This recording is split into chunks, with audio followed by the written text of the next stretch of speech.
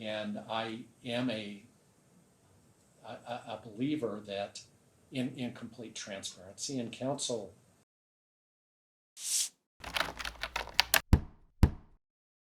we are on the record in the matter case D21D. I have the plaintiff here in court in person. Please confirm your appearances. Good morning, Your Honor. Shannon Wilson, bar number 9933, appearing in a limited scope capacity on behalf of plaintiff.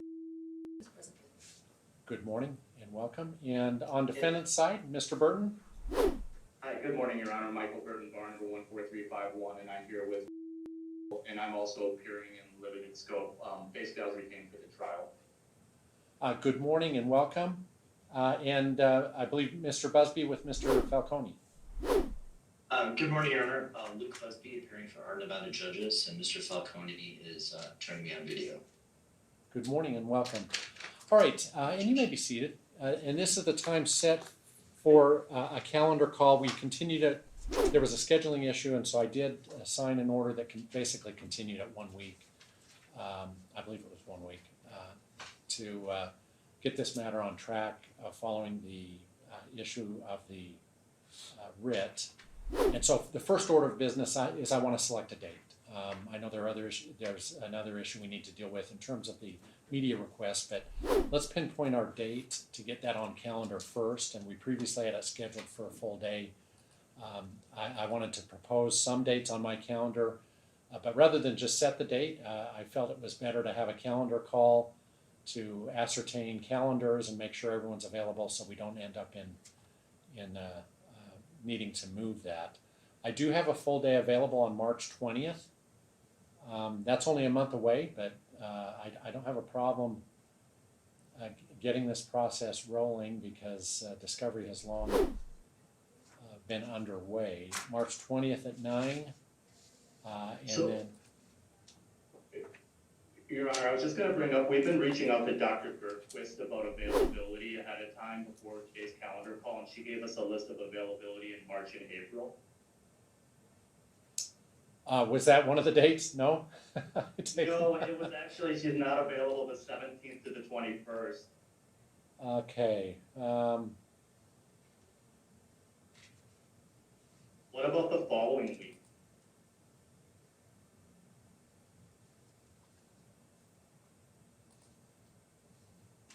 She gave us the 24th, the 25th, and the 28th of March, as well as March 31st, April 1, 2, or 3.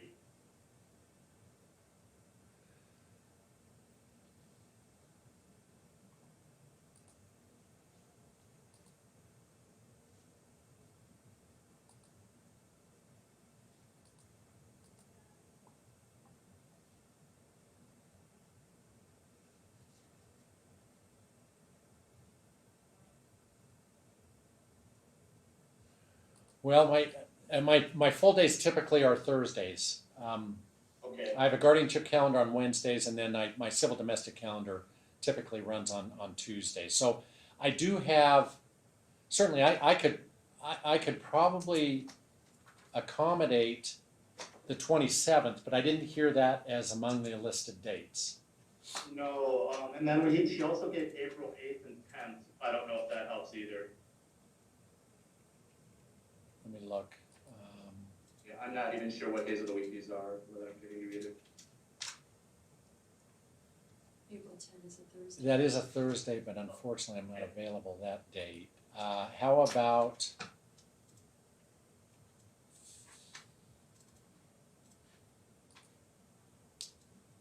either May 8th or May 15th? That might go beyond the date you have for Dr. Bergquist, though. It is, but maybe because it's so far out, then she may not have commitments then. And I guess if she does on one of those days, we can, counsel and I can talk about accommodating some other way. Okay. But does that date work for plaintiff's side? Yes, So either one of those days either. works. So if we say, let's see, May 15th at 9 a.m., that work for plaintiff's side, Mr. Burton? On defendant's side, does that work for you? Does work for me as well. Okay, so let's reserve that date, May 15th, at 9 a.m. I don't, and I just recently issued an order today as it relates to some additional, the financial matters, a financial disclosure form. But in terms of the custody aspect, I don't know that there's a need for any further deadlines at this point in time, other than the court setting a date for the resubmission perhaps of exhibits to the court's electronic exhibit folder. And so that's all I would ask. And generally, I'm looking for that 1 week prior to the trial date, unless either side sees a need to have that done prior to that. I think there were pretrial memorandums filed too. I Maybe believe there were. updates maybe, or just additions because of the time lapse. I'm open to receiving updates. I think that might be helpful, so I certainly would be open for that. So I would, my directive would be that 1 week before the trial, we have exhibits sent to the court's electronic exhibit folder, as well as any updated pretrial memorandums filed 1 week before trial.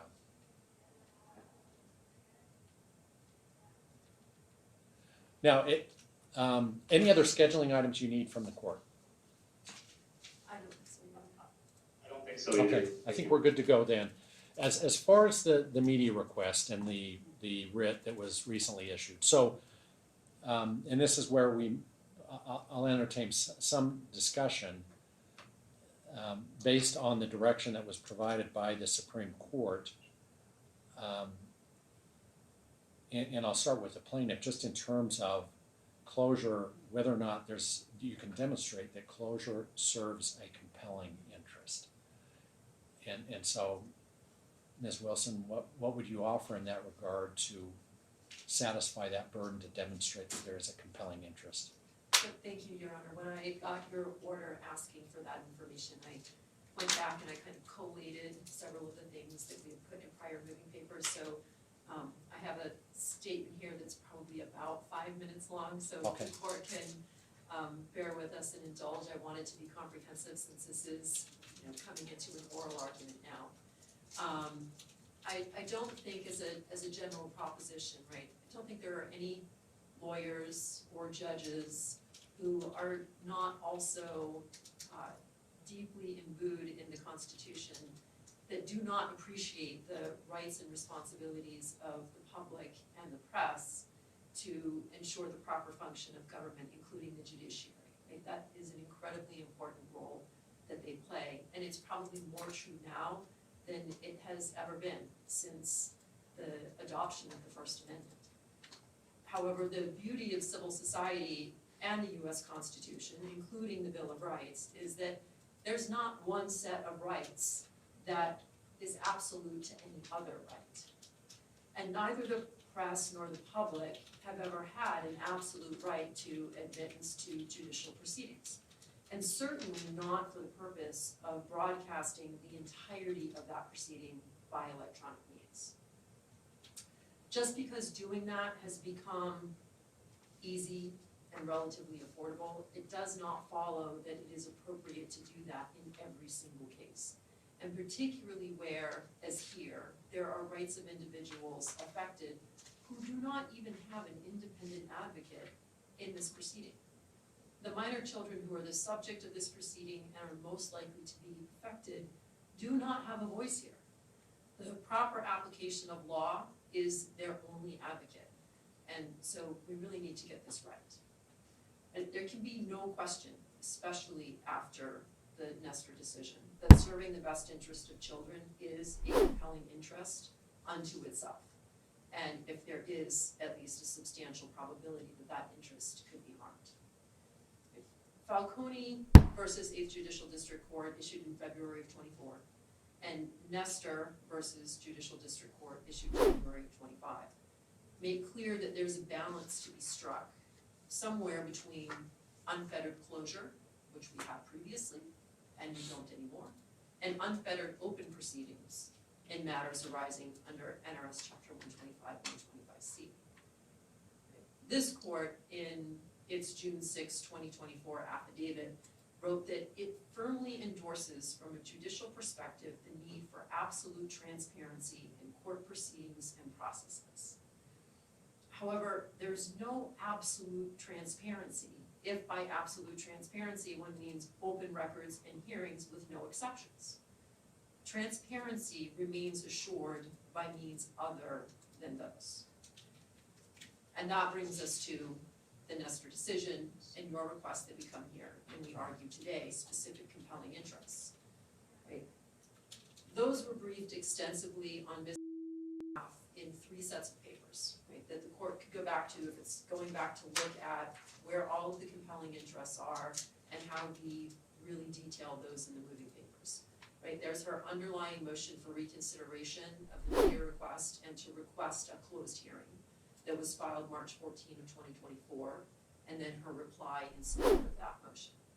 She briefed it again in the writ petition filed with the Nevada Supreme Court on May 1st, and in her reply in support of that petition on June 25, 2024. And then we recapped and applied the Nestor decision in her motion to continue the calendar call filed on February 5th of this year. In those places, the court can find all of the details of what are the compelling interests that are served by closure.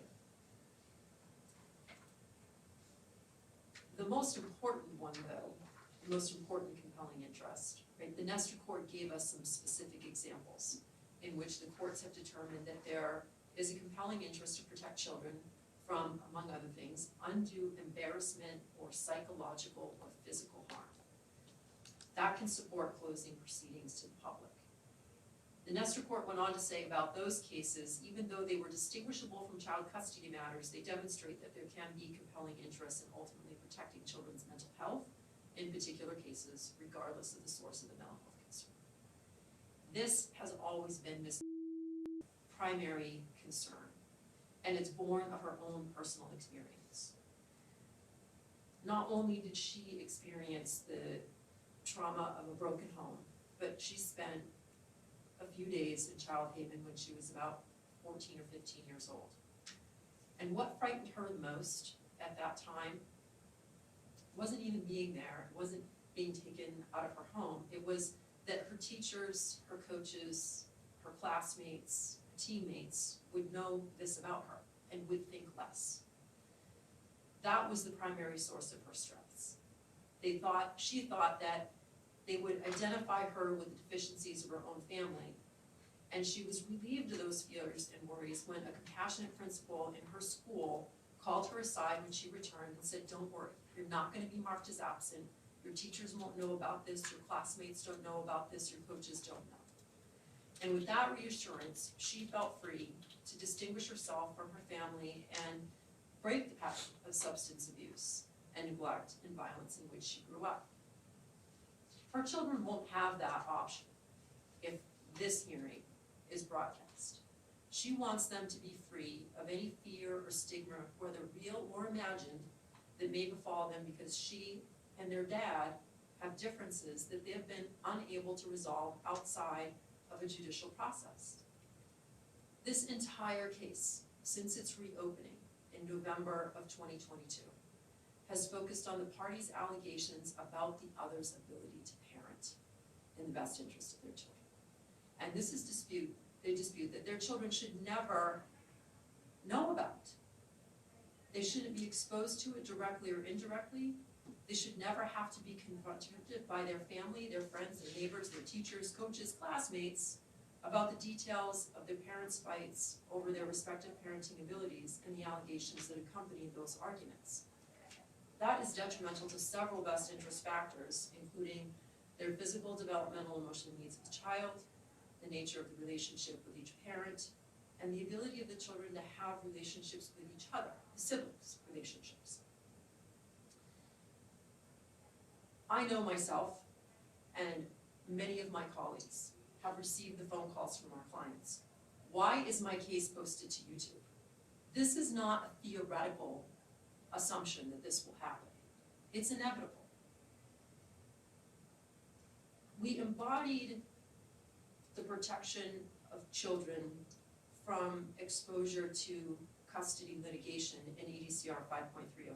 Right? That's where we set forth a set of rules that prohibit lawyers and litigants who possess knowledge of the matters happening in the family court from allowing any minor child to review such proceedings, pleadings, or papers, or the record of the proceeding before the court, whether in the form of transcripts, audio or video recordings, or otherwise. Yet by signing a media order that permits the media or ONJ or any other news outlet to video record and post this hearing to the internet kind of flies in the face of that prohibition and the best interest of children that rule is intended to protect. That's not to say every single child custody case can't be recorded. There are certainly plenty that don't have the highly sensitive allegations that this one has. But this one has the ones that should lead to closure. ONJ's policy of blurring parties' faces and redacting their names, while appreciated, is really only creating the illusion of protection. It's not difficult at all to discover parties' identities, and it's impossible to hold accountable any litigant who, whether good intentioned or ill, passes along the URL to others.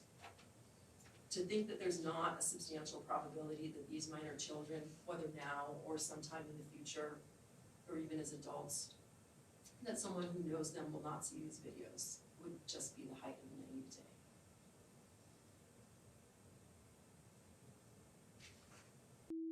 Remains concerned about the relationships of all of the siblings, not just the parties' two children that they share together, but the relationships to the older siblings too. Mr. to appreciate, despite the nature of the allegations, that she wants them all to have strong bonds and healthy relationships. But given the nature of the allegations, if this were broadcast, those relationships would be impaired more than they've already been by Mr. actions in response to them. The Supreme Court rules on electronic coverage, that is SCR 230, have their own compelling interest analysis, right, that's embodied in part in the form of the request and order. Right, those are the impact of coverage on the right of any party to a fair trial, the impact upon the right of privacy of any witness, safety and well-being of any party, a witness or juror, the likelihood the coverage would distract participants from the proceedings, the adequacy of facilities, and any other factor affecting the fair administration of justice. I think that last factor is kind of what we've just been talking about, right? This is the additional compelling interest factors that the Falcone decision issued last year and the Nestor decision issued this year kind of tack on to SCR 230, if you will. I don't want to belabor those other factors unless the court really wants us to. They were set forth with more particularity in the reply that was filed on March 22nd of 2020. The court wanted us to address whether there is a substantial probability that in the absence of closure, the compelling interest would be harmed. Kind of tried to dig into what exactly is the legal definition of a substantial probability. I saw things that defined it as 51% or more. I saw other things that likened it to that standard that a court employs when it's granting a preliminary injunction. I think that piece of my argument that talked about the phone calls we as lawyers get when our clients see their cases being posted, that satisfies a substantial probability. Other people will see this. The children will know about it. Their mental health will be impacted by it. You also asked us to talk about there being no alternatives to closure that would adequately protect the compelling interest. You know, we can come up with some theoretical concepts. Just leave open the hearing, but don't allow electronic coverage. Close the testimony of the custody evaluator. Close the testimony of Child Protective Services. Other orders that would try to carve out the most sensitive components of the testimony. But in a case like this, it's all intricately woven together. You can't separate out the components. And the Nestor Court emphasized that the alternatives must be both practical and feasible. And it cited a case from a Pennsylvania court that rejected an argument by a party who suggested to control or limit references to specific confidential or harmful materials where the press is present, or grant the press limited access to non-confidential portions of the proceedings. It rejected that idea because it would impose too significant a burden on the court and the parties, and we believe that that's true here.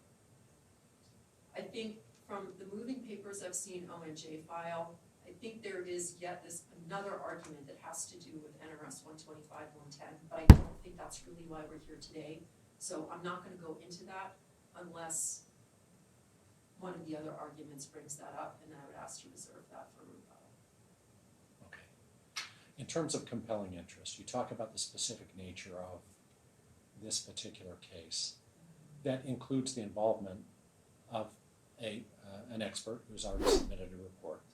Correct. So I anticipate I may hear testimony from Dr. Berquist. There has been CPS involved. And that may be unique to this case, but apart from that, it is, and you're right, a lot of this to suggest that these were not considerations of the court based on prior filings, that's putting form over substance, and sometimes that's what happens. But that being said, is how do I distinguish this case from other custody cases where perhaps there may be serious allegations, where I am required, for example, to consider the mental health of the parents? That's a requirement. If I don't reference that in a decision, that has been declared to be clear error. So I have to at least reference that in my decision. I recognize there is an aspect of uniqueness that perhaps we look at some type of carve-outs, and you mentioned that as possible, as the possible alternatives, the third prong of what I'm looking at today based on the writ. But apart from that, what distinguishes this case from other custody cases that I preside over? Well, I think that there are many custody cases that you preside over that are very much like this one. And I would lump all of those kinds of cases with this one that should be closed and should probably be entirely closed because of the difficulty of trying to parse out this piece of testimony from that piece of testimony and cautioning parties and witnesses to guide themselves according to some limitations and strictures while they're on the stand. I think, and let me be a little more clear about what I'm talking about when I talk about these kinds of cases, right? We are talking about a post-divorce child custody, moderate to high conflict case, right? Where we are not really talking just about, oh, dad had a change of job and we need a new schedule. That's not, like, that kind of case, all day long, that should probably be open. There's no harm, no foul. Somebody has a scheduling conflict and for some reason the parties can't ferret that out amongst themselves. I don't think that's gonna cause any kind of significant conflict, or, any kind of significant harm to a child who might see that particular presentation case. But here where you have parents making fundamental accusations against each other that, oh, you don't know how to parent in the best interest of our children, but I do. That, I think, is the distinguishing factor. Does that get to answer your question? No, and I appreciate that, but it dovetails really into the crux of what I'm looking at in terms of, are there alternatives? And that's the third prong. And you referenced the fact that perhaps from plaintiff's perspective, and listen, I respect that, that there's so much crossover. How can you close one portion without it affecting all of the remaining portions of the case? But in a situation like this, certainly it begs to, the question is begged to be answered regarding what if I considered closing Dr. Berquist's testimony and anyone from CPS, for example? Does that preserve or protect the compelling interest by making that adjustment to the closure or openness of the proceeding. I don't think from plaintiff's perspective it does. Precisely because of the nature of the allegations between the parties themselves. The court has read the moving papers. The court has read the pretrial memorandum. I think that the court has read Dr. Bergquist's report as well in the context of a request that had been made for a temporary modification of custody. And so the court is not unfamiliar with the nature of the very serious allegations between the parties and even about one of the minor children, and between the minor children.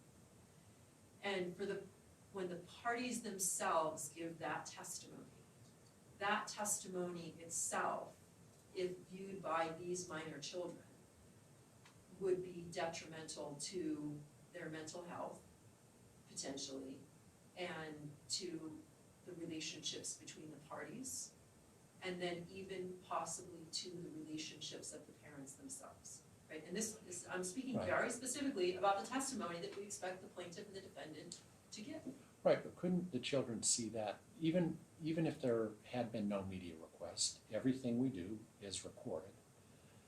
Now, there are rules that prohibit parents from displaying those videos to children. Those are rules on paper, but certainly people violate those rules. The children could see those videos, whether it was through some common medium like YouTube or through someone posting a video from these very court proceedings through some type of a media outlet, or the very video itself. Doesn't that risk already exist? Well, of course, that risk exists, but that risk is supposed to be tempered by the very rule that I cited, EDCR 5.304, Right. right? Right, there are Right, rules. so a party is not supposed to do that.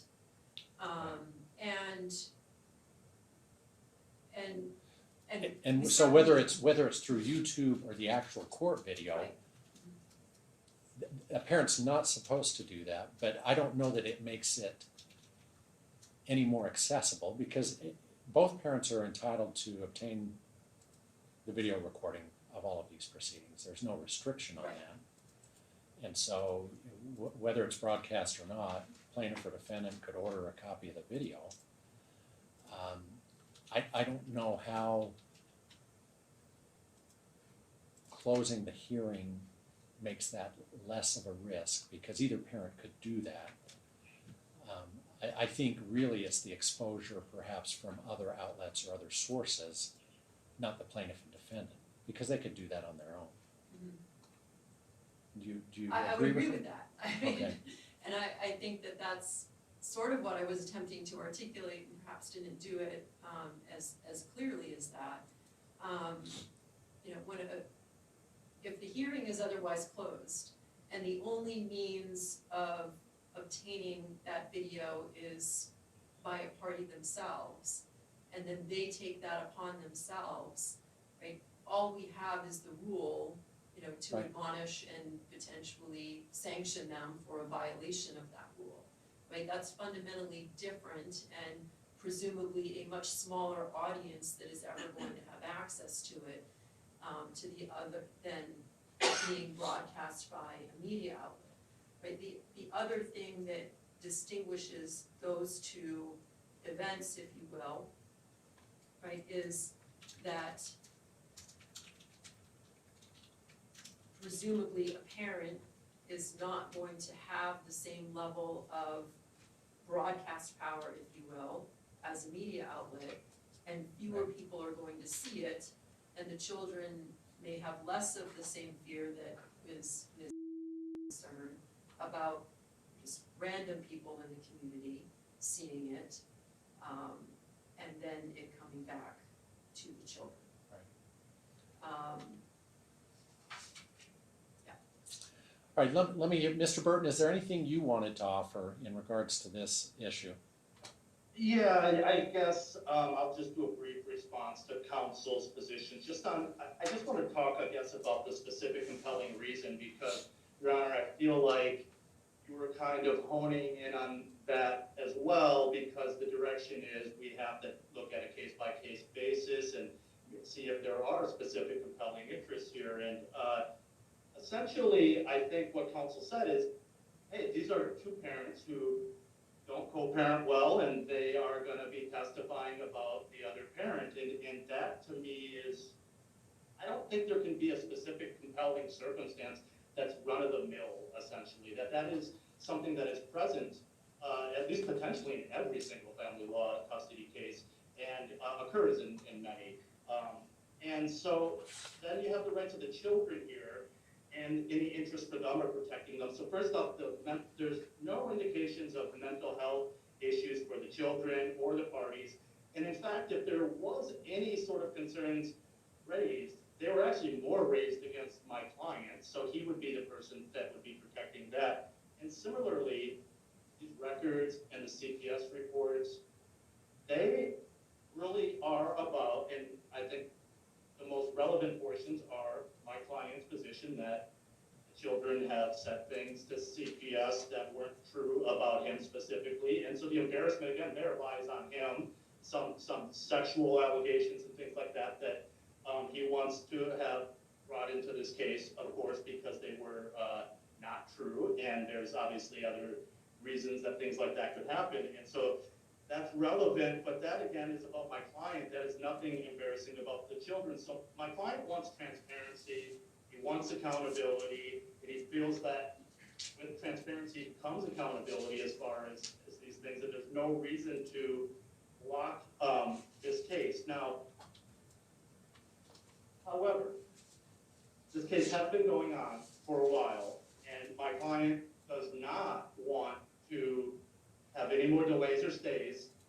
So whatever the court is willing to do, he's going to go along with, if that means sealing a portion of the case. And by the way, the case referenced before, the NREMB, that case about the child rape that occurred over long periods of time, there has not been, and in fact, Your Honor, when you asked counsel about the specifics, you had to re-ask because there weren't a lot of specifics given that were unique to this case that says, hey, this should all remain private, except for just the general notion that family law cases should be private, which that's not what Falcone stands for. So my client does not really think that this is a case that needs to be sealed. However, he is willing at this point to leave it in Your Honor's hands, seal any portion that you deem necessary, and if that's your choice to seal or unseal, that he's been able for it either way, just to not have this hang open any longer. All right, and I will allow Mr. Busby to address the court on behalf of our Nevada judges, if you wanted to add, because this is your media request through Mr. Falcone. Thank you so much, Judge. It's a pleasure to meet you. Pleasure to appear in your court today, and I'm grateful for the opportunity to argue points. Just big picture, starting out. The Falcone case, the original case, and the Nestor precedent both stand for essentially the same thing, which is that there's a strong default position, constitutional default position to openness in courts. And that when a party wants to close a proceeding, they bear the burden to prove a compelling interest for closure and to demonstrate the other factors that are required. So we're in a position where Ms. Wilson is still making the same kind of generalized arguments to justify closure based on general dissatisfaction with the fact of the matter, which is that courts are open to the press. But I do want to address some specific issues in this case and inform the court about O&J's processes and how it can address concerns that the court may have if it does find a compelling interest in this case, and whether there's a probability that in the absence of closure, that interest could be harmed and discuss alternatives to total closure that would adequately protect that compelling interest if the court finds that it exists. So I just want to go over a few arguments that, in our position shouldn't justify closure ever, which is, general high conflict nature of cases. I think all family law cases could be categorized into that context and to some extent. And there's also a moral hazard to using that argument to justify closure, in that it actually encourages a party seeking closure of a court proceeding to make more salacious accusations if that could lead to the proceeding being closed. The mere existence of CPS involvement or investigations, multiple courts have determined that that's not, in its own sense, a basis for closure. Basic abuse or neglect allegations without specific details, those are also not a specific compelling interest. Sexual abuse allegations alone, per the Globe Court ruling, that's we relied on at length in our arguments in the Falcone case, those alone don't justify blanket closure. And generic claims about the sensitive nature of certain cases don't either. And the Falcone court spent a great deal of time going over the history of the tradition of openness and the justification for openness under the First Amendment of courts in the American system, and basically said, hey, there's no distinction between civil and criminal. And the same basic principle, First Amendment principles apply. Now, if the court is going to consider alternatives to closure, it can do that, and there are tested and tried means of accomplishing that by, for example, separating specific portions of testimony and closing specific portions of testimony that are going to address compelling interest for closure. Judge Grossman up in Marshall County did an excellent job of identifying specific compelling interests and closing portions of testimony that involve that specific interest. In terms of technically accomplishing that, the camera removal process is incredibly quick. It takes about 30 seconds for Mr. Falcone to pack up and leave the courtroom if that's necessary. So there's no, delay in proceedings or any other mechanical problem that would, should impede the court's decision making on that point. But this case seems to involve, a dispute over whether allegations to CPS are substantiated, sexual abuse allegations. There's some documents and things that we recognize, that ONJ traditionally normally wouldn't have access to, such as psychological interviews, things like that. Specific sensitive medical details, the identities of children, those are all things that ONJ takes into account, as general, it's under its general rules.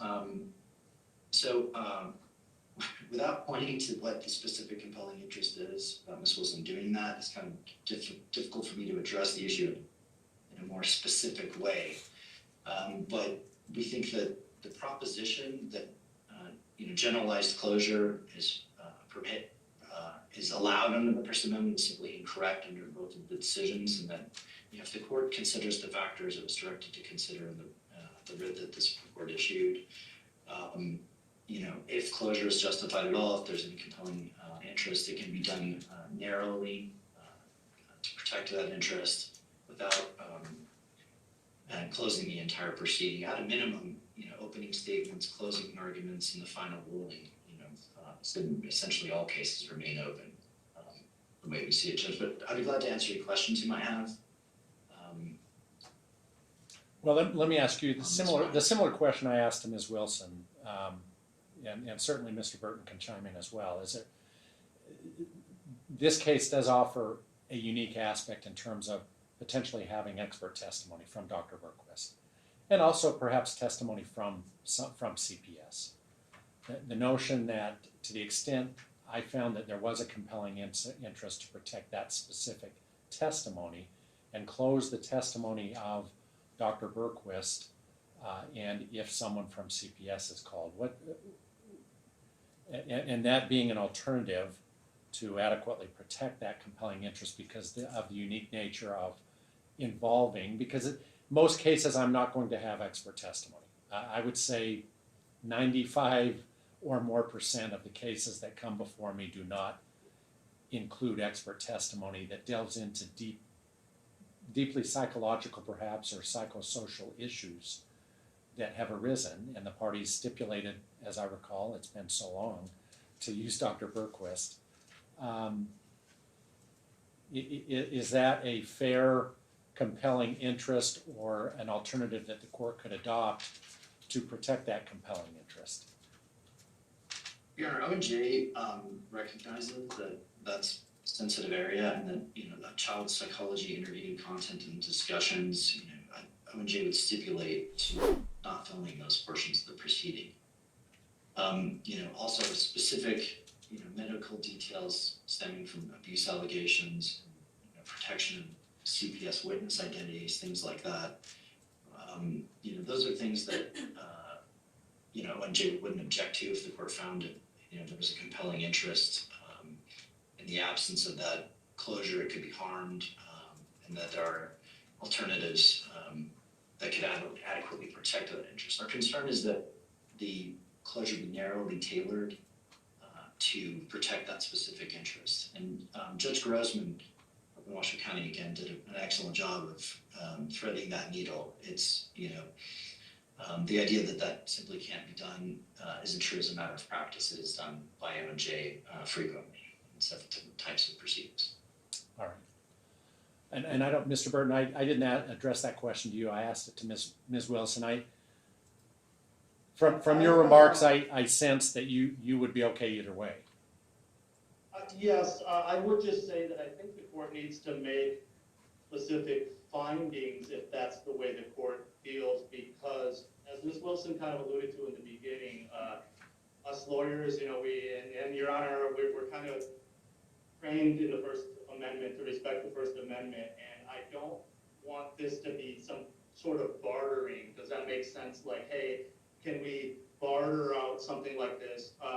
If there's a compelling reason to do that and the court finds it, my client doesn't have a problem with it, but I do want that to be done under the Nestor/Falcone decision as far as the compelling reasons, and not some sort of compromise out of respect for these decisions in the First Amendment. All right, Ms. Wilson, anything to wrap up? And Yes, just a couple of things. I can certainly appreciate ONJ and Mr. Busby's position that the arguments seem generalized. Right? And this is the fundamental problem that we have in a case like this, right? We make the generalized argument of high conflict, post-divorce child custody case Right. regarding a modification.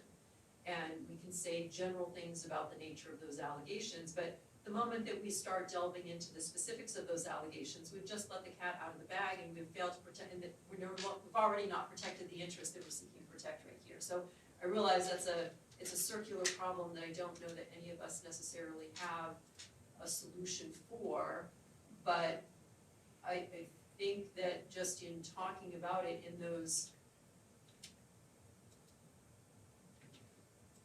general but also slightly specific terms, right?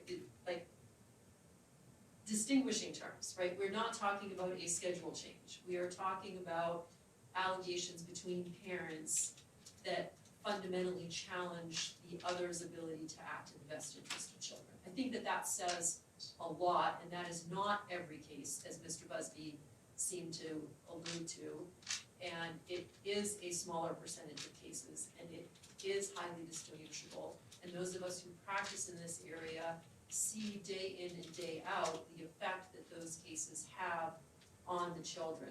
And this brings me to my next point, which is one of Mr. Burton's. He said we have two parents that don't co-parent well. Here's the irony of this case. These folks actually co-parent pretty well, but in front of the children, right? They've continued to improve their ability to exchange the children, to make legal decisions in their best interest, minimizing the conflict in front of the children. But this court has seen, through the continued filing of moving papers by Mr. intent on vilifying. That is the pervasive theme of this case, from the initial filing in 2022 through the continued filings through 23, 24, and now even into 25. That is part of what we're attempting to protect the children from.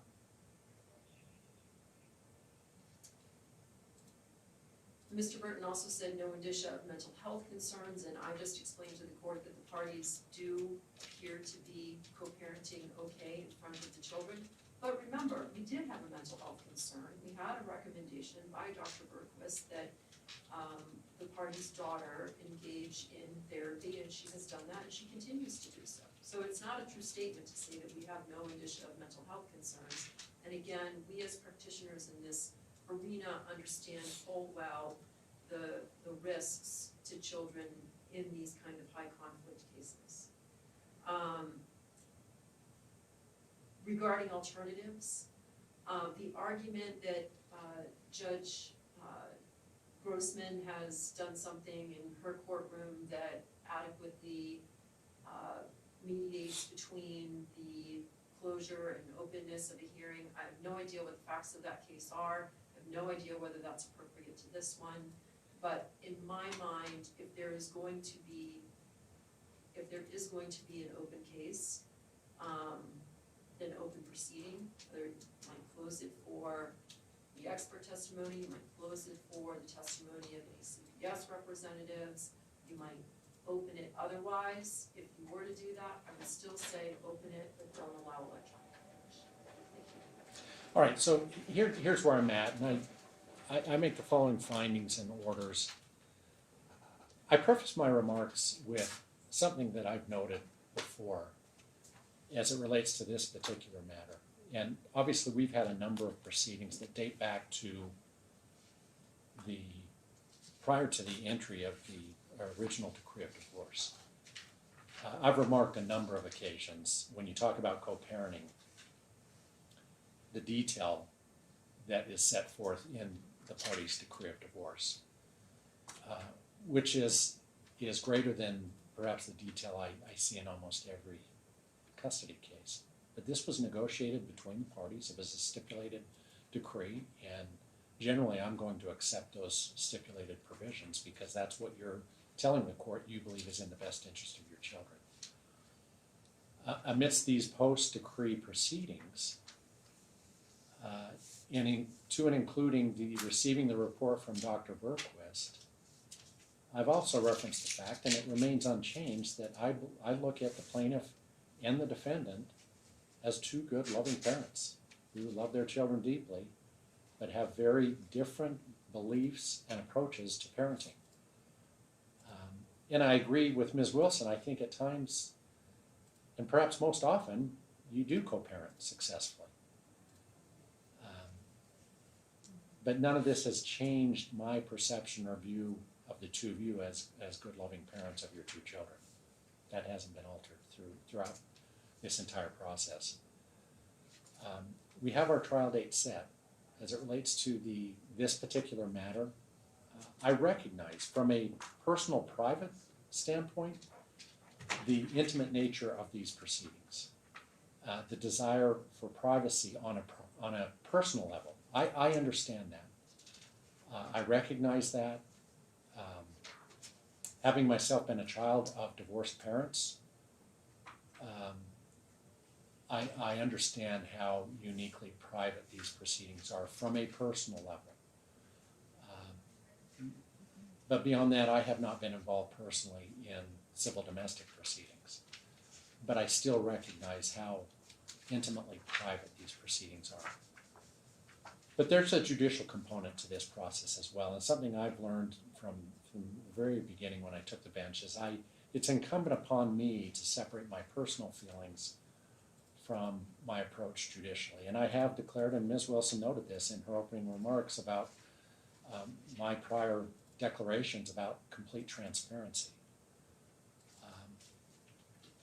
And to be very clear, judicially, my position is for complete openness. I don't know if there's and I don't know if there's some perception or misperception that there's this desire to keep matters closed judicially. That's not the case. And in fact, I scratch my head at some cases wondering why there isn't some type of a request for some type of public access. But there was a request in this specific case. And I am a believer that in complete transparency, and counsel should be aware of my approach to cases. I believe firmly that everything I hear should be within the confines of these four walls. And then I take it back to chambers. I may collaborate with my staff, and that's it. As counsel may be aware, I don't do back hallway conferences with attorneys. I don't. I don't want litigants feeling like their fate is being decided in a back hallway. And so you will never find me entertaining a request, let's go speak with the judge out in the hallway. I won't do that. I didn't like that as a practicing attorney, and I don't like that as a judge. Now, that being said, I will conduct off-the-record discussions here in the courtroom with me sitting on the bench. But it is always in the courtroom, because I'm a fervent believer that everything these ears hear should be within these walls. Once I receive that information, the decision oftentimes is made in chambers. I may consult with my law clerk regarding particular issues, legal issues as applied to facts, but that's generally how I approach the process. And so my effort is to try and separate my personal feelings, which I do empathize with, and the desire for privacy. I get that. With my public role sitting in this position and making sure that this process is as transparent as possible. Now, at the end of the day, it's transparent to the extent that everything is recorded anyway, whether there's a media request or not. That's the beauty of these proceedings, is once that red light is on, it's being recorded. And so there is some transparency that's achieved. But as to this specific issue, and recognizing that there are constitutional protections in play, the writ specifically identified those three items that we've discussed and that I outlined in my order regarding the writ of mandamus. Whether closure serves a compelling interest to meet that burden to demonstrate full case closure.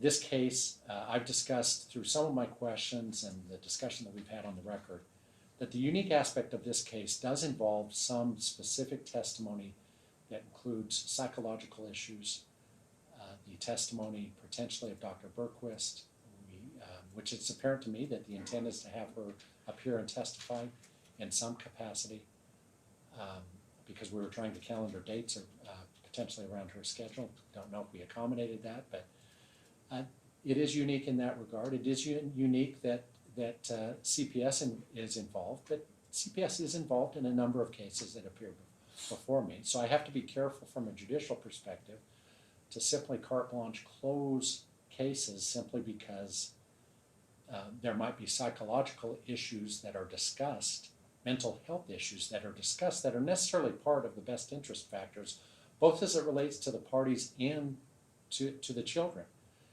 As I indicated in my prior order, that's a required factor that I must address in every decision I make regarding custody. The mental health of the parents, the well-being, the developmental needs of the children, which includes their mental health. That's a required sub-factor that I'm required to consider in every single case. So this case is no different in terms of that best interest analysis in making those decisions. The compelling issue for me that I can identify through our discussion is the nature of the specific testimony or witnesses that are going to be called. Not necessarily the subject matter, because if I go down the path of the subject matter, the problem is that applies to so many cases when we start talking about children's mental health and parents' mental health. And although in post-modification proceedings, Ms. Wilson, you are correct that oftentimes we're talking about schedules and perhaps issues that might be considered mundane or more boilerplate. It still nevertheless is woven into the issues that are before me when we start talking about mental health issues, both as to parents and children. So my limited compelling interest that I'm able to find relates specifically to the testimony of Dr. Berquist and if there is a representative from CPS called to testify. And that as an alternative to closure, that I would close the proceedings solely for Dr. Berquist's testimony and the testimony of someone called from CPS. Otherwise, I believe it would be error on my part to close the proceedings any further. I'm not able to find a sufficient compelling interest that would allow the court to justifiably close entirely the proceedings except for those limited witnesses. So those would be my findings, conclusions, and orders. I know there have been a slew of papers filed. Just to give you a heads up, that's not before me today. I am going to take a look at that. There's a very good likelihood I'm going to continue everything to the date of trial, just to give everyone a heads up. Your Honor, I was going to ask if you could do that. My client had filed something, and I was going to ask if you could just move it to trial. I'm not comfortable adjudicating those issues apart from receiving evidence and testimony, so that'll be part of the trial. So I'll continue all future hearings to that date. Sure. Okay. Point of clarification. Yes. Right? We have a distinction between an open hearing versus one where electronic coverage is allowed. Right. And part of our argument was that even if you're going to leave open the hearing, that electronic coverage not be permitted, right? So you can have an open hearing, Mr. Falcone can come, he can be present, he can observe as any member of the public or media would, but that is a very different thing than setting up your camera in your courtroom, video recording the entire thing, and posting it to the internet in perpetuity. These are very different things. The Constitution has never required that. It has only been a recent advent. And that's not what Falcone or the Nestor decision seem to stand for. And an important distinction, I think. Well, but I don't think they offer that distinction in their decision, the Supreme That Court. distinction exists in SCR 230, 229 through to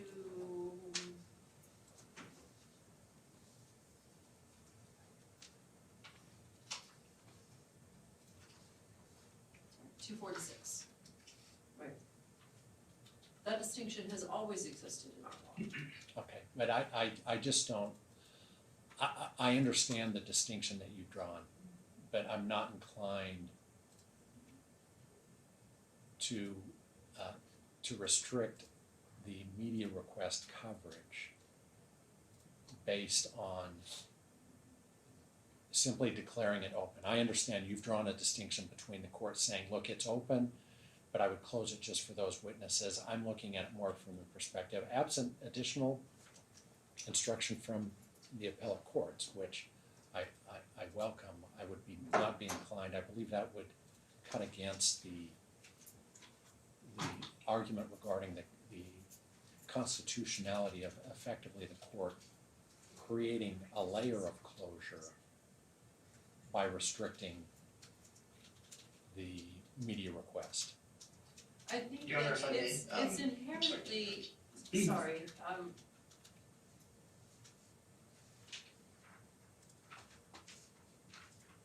I think that the Nestor court was very clear, right, that this court has an abundance of discretion to do any number of things that would be consistent in serving the best interest of children, right? And we talked specifically, right, about the fact that we have these rules that prevent parents from disseminating, parents and litigants, or parents and attorneys, from disseminating information to children, right? So one of the tools in your toolbox to prohibit broad spectrum dissemination of information would be to leave open a hearing so that the public and media can see and do its job, do its due diligence, keep all of us in this venue on our toes, but still protect children from the possibility that they or their peers or other people within their sphere of influence are going to have access to the entirety of a child custody proceeding. Like, to me, that is exactly what the decision was giving Well- the court the ability to do, Well- was to make those distinctions. But if I apply that to this case, and that's my point in all of this, and it goes back to what I said earlier. I understand the desire for privacy. I do, from a personal standpoint. From a This isn't personal, I'm sorry to interrupt. but I don't know how that distinction, I disagree that I have that much discretion to begin with. But I will state that I don't know how that I parse that out beyond the restrictions that I have laid out, which include limiting coverage of specific witnesses. I don't know that I'm in a position that I would have the ability with appellate review to effectively open the proceeding, allow the general public to appear and sit in the gallery to listen to the testimony, and at the same time not allow that type of recording that effectively could be generated through those same video recordings that are automatically taken in every case. Going back to the question about children being exposed to video recordings, whether it's through the direct source, the video recording that the court offers, or through some other outlet, I don't know that, again, these videos that are taken directly from the court source can be grabbed and used through other media sources as well. So, and I think Yeah. I think that's exactly where, right, the next piece of this debate, this tension is going, right? Mr.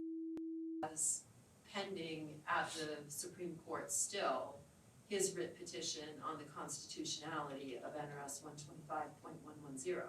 So I absolutely understand and appreciate your point that, but for the fact of a sealed case, right, you have this additional layer of a video record that is a public record. And so why can't you just go Right, grab that right. public record and that can be put out there? And of course you're right, you're absolutely right about this. But for the fact that this case is sealed, and so nobody can go grab the recording that's being made here today without the court's permission. Alex here. I'm going to chime in at this point because of what Shannon Wilson just said and my concerns that it's going to cause paranoia, and most likely it would cause paranoia. So Shannon Wilson suggests that we can't get the Javs video because the case is sealed. And earlier in this video, when questioned by Judge Duckworth, she specifically Judge Duckworth suggested that what's to happen if a parent shows the child a video or if a parent leaks the video to another media outlet. I mean, Judge Duckworth has been on the bench for a long time. He knows what he's talking about. This has happened a whole bunch of times where parents leak the videos and also where parents go on and do actual podcast interviews, even though cases are sealed. And I'm going to talk about this in a moment. I just want to go ahead and specifically say that we didn't get this video from the other parent. And the reason I'm saying this is because I don't want Ms. Wilson to basically just start accusing him, filing things, and going after him. We don't have to say how we got a video. We have something called News Shield, which allows us to protect our sources. But in this case, all it's going to do, as I suggested, is cause paranoia, and I can prevent it, so I will. We got the video from the clerk of the court. We just, submitted a records request, and the clerk released the video to us.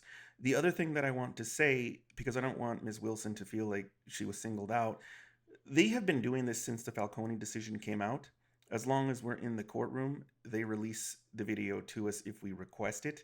And I'm not going to speculate as to how they have interpreted the rules. I'm only going to say that they have been doing this since the Falcone decision and that she has not been singled out. We've gotten several videos like this. I know that Ms. Wilson was under the belief that we couldn't get the video, but it's not really our job to correct her.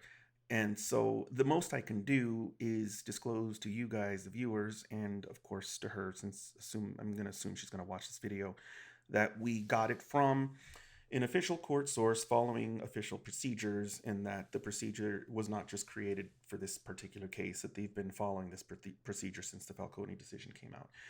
So I will touch briefly on a few other things since I have your attention. There is this, I guess, ignorance, and I have a matter-of-fact tone here. I'm not trying to insult the family bench bar, on the different ways that judges can restrict the press from publishing things. And one of them is sealing. The other is gag orders. And I guess I could go into closing the court, but for me, it's mostly the same thing as sealing. So the issue with closing the court and sealing records is all it does is prevent news reporters from getting these records from these cases. It doesn't actually stop news reporters from covering cases. And this is, I think, the problem sort of flowing from this ignorance, is that there are some members of the family bench bar that feel like a media request and a request to unseal is us asking permission to cover a case. In other words, they think that they're resisting media coverage. Like, I don't want to be in the news. I'm objecting, so you can't cover me in the news. That's not what they're doing. They think they're doing that, but they're not. They're preventing our ability to sort of go and get information ourselves, which we can then use to make sure that our coverage is more accurate. And if they actually want to stop us from publishing, they have to do something different, and that is request a gag order, and that is extremely difficult. And as far as I know, the most common reason for it is jury trials, and it is still extremely difficult. And as all of you probably know, there are no jury trials in family court, at least not in Nevada. So to get a gag order would be so much more difficult than to seal a case. And that's the problem with the rules that she cites. She cites rules that prohibit, I guess, lawyers and parents from children getting access to this information. And I mean, it's one thing to interpret that rule in a way, like, I guess, as one of the best interest considerations, and, you can affect the parents' custodial rights in that manner.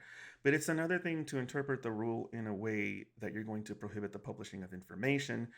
And that's when you run into the First Amendment and those sorts of problems. I know that some people might think, well, you're trying to protect your kids, but there's also some people that want to speak out against the court. They're not so much interested in shaming their own children or exposing their own children. They're, upset with the process, with the legal process. And that's what's going on. If you go on YouTube, you'll probably find millions of videos of podcasts and parents upset with the court system. And, I'm just kind of going back to what Judge Duckworth suggested earlier, which was, yeah, we can, close the court, seal things, but it's not going to stop, people from going out there and talking about these cases. And it's not going to stop the media from covering these cases. And there are also several situations, or I guess examples, where the media, they don't even go in the courtroom. They just cover court cases based on what people tell them and based on, I don't know, maybe the docket, maybe a filing or two. I mean, you don't have to actually bother the attorneys and the parties and the judge. You can just start publishing. And so this is really, I think, just a problem of ignorance with the family bench bar, and they're learning, they're getting up to speed. And what we're trying to do at our Nevada judges is suggest to them that it's not so much a question of whether media coverage is going to occur.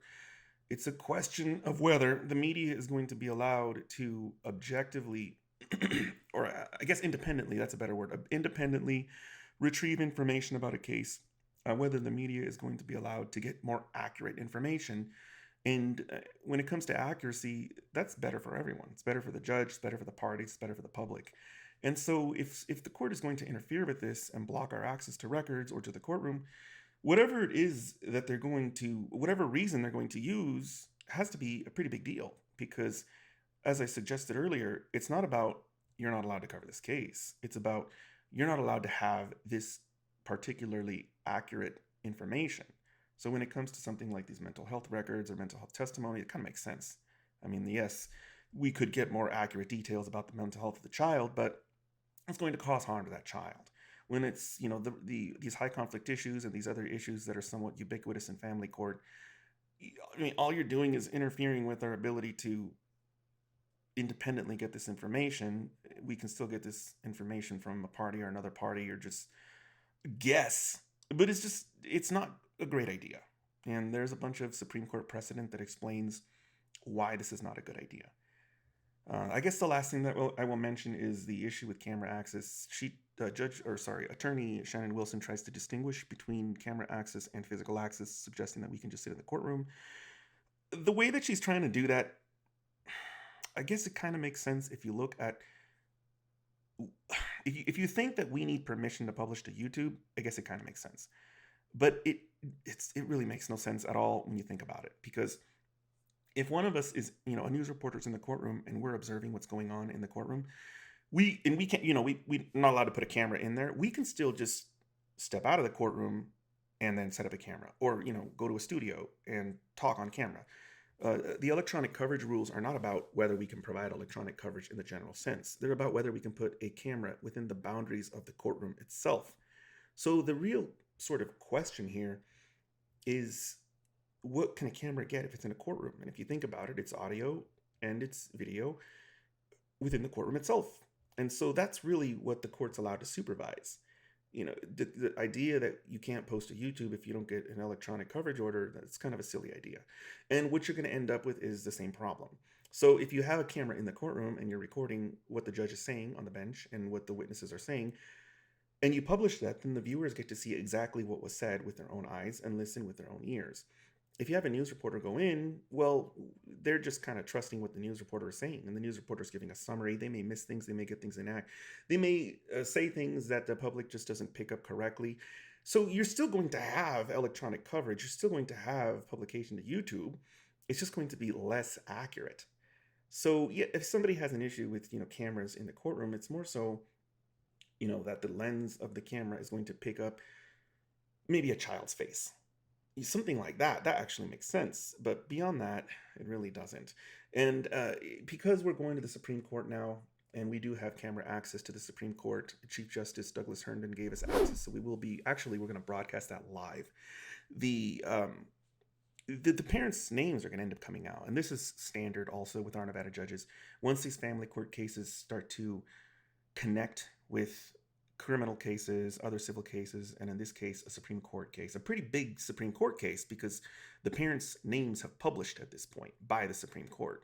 The parents' identities end up starting to get some level of exposure. The children, we're still going to provide, protection for the children like we always do. But when these cases start to blow up, the parents just start to become more public, whether they mean to or not, and that's because they are impacting the public policy of the state. When the Supreme Court authors opinions on this case, it's a statewide impact. And they've already published one opinion. You've heard about the Nestor decision. And now these parents are going back to the Supreme Court again, only this time there's going to be oral arguments. So you guys are going to get to watch, I believe, all 7 justices of the Supreme Court hurl questions at the attorneys for these parents. And that's going to be more questions, specifically having to do with stays in family court. And there are a few statutes that are, I guess you could say, on the chopping block, because they also appear to run afoul of the First Amendment. Another thing I'm going to mention is this idea that CPS, sort of can't be covered. I think that what Judge Duckworth is doing is making it very specific to this particular case, which I guess makes sense. The thing I want to mention to you guys is, even though it sounds like it makes sense that Shannon Wilson is suggesting that child abuse and neglect can't be covered and CPS can't be covered, it might come as a surprise to you guys that the statutes that the legislature has set forth for access to CPS cases, also called abuse and neglect cases, also called 432B cases, those statutes specifically say that certain hearings in those cases are open to the public and press. And that's one of the things that kind of annoys me anytime I see, one of these divorce lawyers suggest this in a family court case, because I'm like, hold on a second. You're suggesting we can't come here because of child abuse, but if we go into an abuse and neglect case, we can get into those. And then, of course, there's criminal cases, which get prosecuted all the time, that we can get into and have gotten into. And the media goes into those all the time.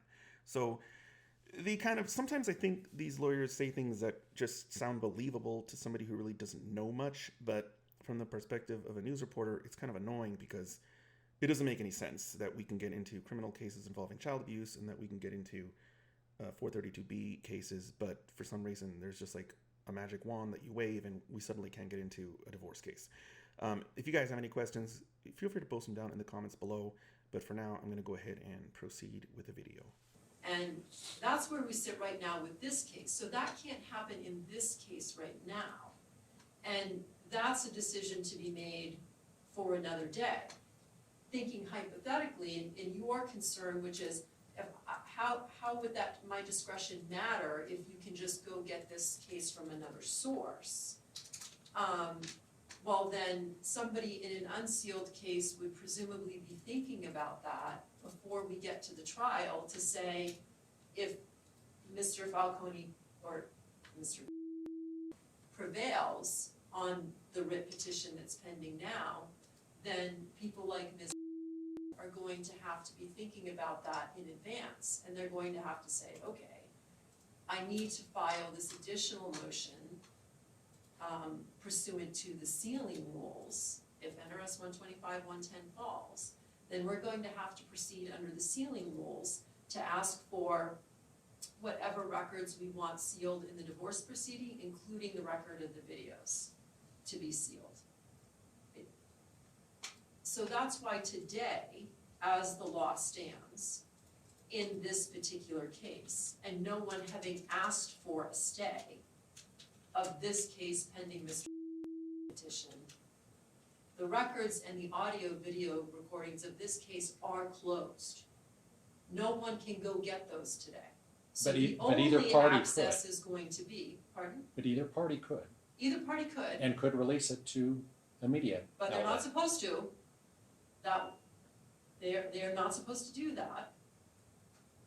That would be contrary to the rule. Well, contrary to the extent they're showing it to a child. Does the rule prohibit them from either party from ordering a copy of the video and sharing it with another family member, for example? I think it does, but I need to look specifically at the rule itself. Yeah. To answer that question for sure. Your Honor, may I respond briefly to? But briefly, I've got a calendar I need to entertain, so we've exhausted our time and then some, but you may do so briefly. Your Honor, under the analysis that the court is required to do for electronic coverage is separate from the analysis it does under Falcone, and that analysis is contained under Rule 230 sub 2 A through F. But the fundamental argument that the information can be contained by prohibiting electronic coverage is simply not true, because a reporter who appears in the courtroom can simply report what's happening. So, it's a distinction without a difference, I think, that's being raised. And under Rule 230, there's a presumption under the law that all courtroom proceedings are open to the public and subject to electronic coverage. And Your Honor, we'd just like to offer, if it would be helpful to the court, to prepare a proposed order as a result of the court's ruling today. Well, and let me just note, I don't know that my analysis changes under Rule 230. I think it's the same approach. So we do need an order prepared from today, to the extent I'm not inclined to stay the proceedings any further. I want to wrap this up in May. I think the parties want to. So certainly, to the extent any type of writ relief is pursued, and there is a pending writ, as Ms. Wilson noted, on Mr. And I welcome the guidance. It was somewhat with an eye towards that in issuing my prior order and recognizing the issue was going to be heard by the Supreme Court. And so I do. I think these are important discussions to have, because having been involved in this arena for more than 30 years, and having had personal experience as a child in this arena, private practice experience, and now being on the bench for 16 plus years, these are important discussion points. And so if there's more guidance to be had, I think we would benefit from that. But if you've prepared findings in an order, Mr. Busby, because it was the media request that came from our Nevada judges, I would ask you just to have Mr. Burton and Ms. Wilson sign off on that. Of course, Your Honor. Okay. All right. Thank you for your appearances. Thank you.